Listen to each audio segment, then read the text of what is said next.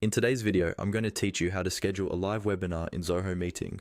Let's start from the very beginning. First, open your web browser and go to the Zoho Meeting website. Make sure you're logged into your Zoho account so you can access all the features.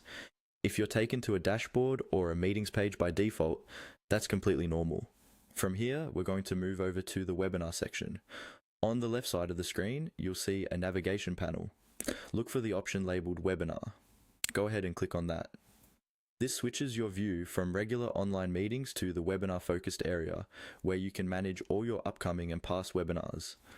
Once you're in the webinar section, you should see a tab or page that shows My Webinars, with options like upcoming or past. Near the top or upper right corner, there will be a button labeled Schedule. Click on the Schedule button to start creating a new webinar. This is what opens a setup form where you can configure everything for your session.